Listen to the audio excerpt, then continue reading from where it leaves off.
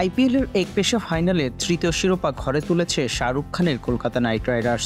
ফাইনালে সহজ সমীকরণ বানানোর পেছনে বোলারদের সঙ্গে যার অবদান ছিল তিনি Afghan wicket keeper batter Rahmanullah Gurbaz.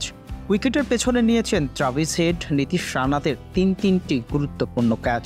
Bat হাতেও খেলেছেন ৩২ বল থেকে ৩৯ রানের দারুণ একটি ইনিংস। অথচ এবার আইপিএলে খেলারই কথা ছিল না এই আফগান তারকার।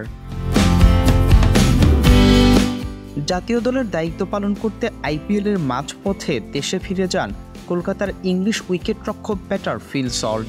এতে রাইডার্সদের প্রয়োজন দেখা দেয় এমন একজন ক্রিকেটারের যিনি ওপেনিংয়ে নেমে দারুণ শুরু এনে দেওয়ার পাশাপাশি গ্লাভস হাতে দাঁড়াতে পারবেন উইকেটের পেছনেও।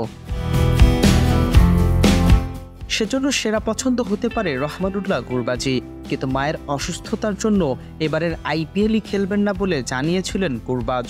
তাকে পাওয়া যাবে তো? ৭-৫ না ভেবে তবুও তার শরণাপন্ন হয় কলকাতা।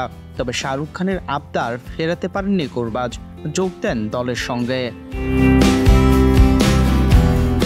গুরবাজ বলেছিলেন, আমি মায়ের সঙ্গে থাকতে চেয়েছিলাম, কিন্তু কলকাতা যখন বলেছে সল্ট চলে যাবে, আমাকে প্রয়োজন, তখন আমি না করতে পারিনি, কারণ কলকাতাও আমারই পরিবার।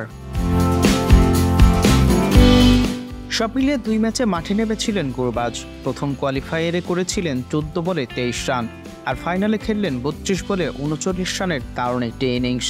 আইপিএলে না খেলতে চাওয়া গুরবাজি হয়ে গেলেন কলকাতার তৃতীয় শিরোপার নায়ক। নাজবুল সাগর, স্পোর্টস মিরর।